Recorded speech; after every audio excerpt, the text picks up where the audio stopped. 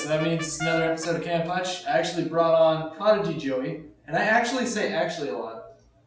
Just realize that now. I say it a lot. I say it excessively, really. I shouldn't say it so much. I brought on Prodigy Joey. He's not signed to our director's program, so a lot of you guys might not know who he is, but he's got his own YouTube channel. It's got about 30,000 subscribers. People know who he is. He plays nothing but search and destroy, and he snipes all the time. He's fucking fast. I pulled some strings, got him a little contract, so you guys are going to be seeing some videos from him pretty shortly. Also, I just want to clarify that I'd like the show to be a place where you guys can kind of get to know the directors, what they're all about, where they're coming from, and if they have an opinion on something, they can share it with me. So sit back and enjoy. Fucking weird. Okay, guys, I have Prodigy Joey with me here today, and a lot of you guys might not know who he is. So I'm going to go ahead and let you introduce yourself, sir. How long have you... Well, first of all, how old are you? I am 18 years old. I live in the village of Canada, and I play video games. I play Call of Duty, and I kickbox. You do kickboxing too? Yes, I do kickboxing. Do you pay attention? Do you pay attention to MMA at all, like UFC? Yes, I do. Who do you think is gonna take the Lesnar-Carwin fight? I think that Carwin's gonna take it just because he KO'd Frank Mir so quick, and Mir was pretty good against Lesnar in the previous three fights. So, yeah, I think Carwin's going to take it. What about you? Well, I mean, doesn't Mir kind of struggle against like the big brawlers? Like he's a pretty technical fighter, and like he got that it was like a leg lock on Lesnar the first time they fought, but he was getting the shit kicked out of him the first time, and then the second time he just got dominated. I just don't think there's anyone in the UFC that's big enough to withstand Brock Lesnar sitting on top of them and beating him, He's a huge guy, and he's really quick, and, that's just insane at 265, someone that big who can move that fast. He's just explosive, so I think I want Carwin to win it, though. I kind of do, too, but at the same time, I kind of like the idea of there being kind of like this, like, unbeatable guy in the UFC, so the first time somebody comes in there and, like, really dominates him, that should be an interesting fight. But we're not here to talk about UFC. So you've been playing Call of Duty for how long now? I've been playing Call of Duty since I graduated, which was last year. So almost a year now.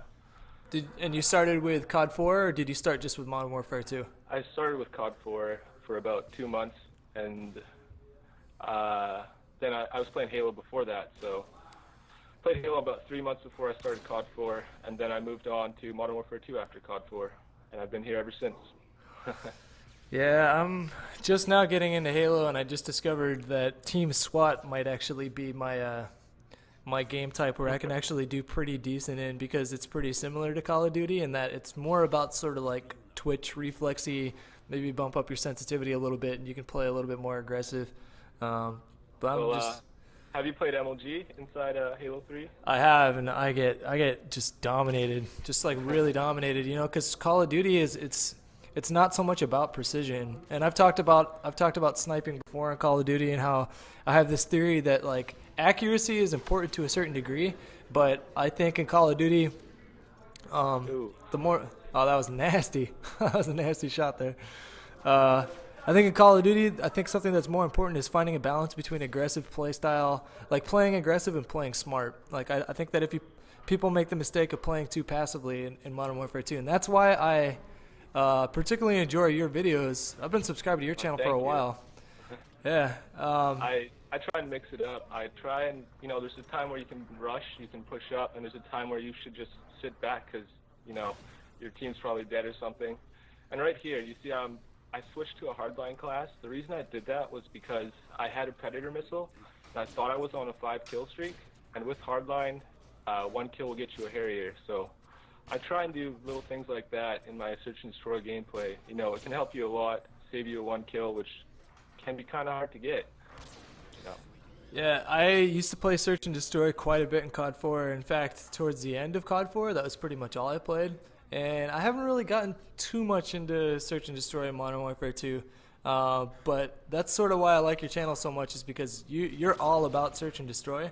And where I think like respawn games is where you're gonna find like I can play maybe 2 days of free for all, 3 hours a day, and make a little mini-tage, get like 2 minutes worth of clips. But for a search and destroy, like to get cool footage or exciting gameplay, that takes me a little while longer because the game, it's not as straightforward as something like Dom or Demolition. You have to play smart. That's like way more of an emphasis on playing smart than something like a Respawn game. So Yeah. what's your approach to search and destroy? Like how did you become like the player that you are right now in terms of figuring out your style? Well, I've always been into games that require a lot of thinking. As you are a chess player, I played chess when I was younger, and I played games like Age of Mythology before I got into the whole Xbox thing. And as you know, if you've ever played an Age of Empires, Age of Mythology game, it requires a lot of planning and thinking out your moves and steps. So it kind of helps me in Search and Destroy. I feel at home because I'm not the quickest player. Like, you're not going to see me twitch around the map and get cross-map quick scopes all the time, but you know, in Search and Destroy, I can do quite well just by using my head and taking it one step at a time. Yeah, I'd say that comes a little bit from Halo too, because in Halo, I'd say that's more of a thinking man's game than Call of Duty, and that's not to start a flame war or anything like that, but I just found personally that like just like the tactics involved, it's just a little bit more than Call of Duty. But yeah, it looks like your game is wrapping up here in a little bit at least. Pretty close. So I'm kind of stoked to have you on, man. I had no idea that you didn't even I'm stoked to be here. Yeah, I had no idea that you weren't that you didn't have a machinima contract, but I'm excited that you know people that are subscribed to Respawn, you know, hopefully that'll change. I'll go downstairs and talk to Anthony and make that shit happen. But That'd be insane. Yeah. And me and Jeff, we're both not on machinima. He's got about 70K subs. He's that guy. If you haven't heard of him, he really helped me a lot. He gave me a dual com back when I didn't have very many subs, and that helped me a lot. I thank him for that. And if I can get on machinima, I think that'd be insane. I'd be really happy. So thanks for having me on here, Hutch. I'm ecstatic about it. yeah, no problem, dude. Like I said before, your gameplay is exciting. You're a smart player. You're like, there are players that I watch for like exciting gameplay, and then there are players that I watch because I enjoy how smart they are, and you're one of those players. So, cool shit, man. Thanks for coming on and sharing your gameplay, and good tidings to you. You too. Thank you. Victory. Good work, comrades.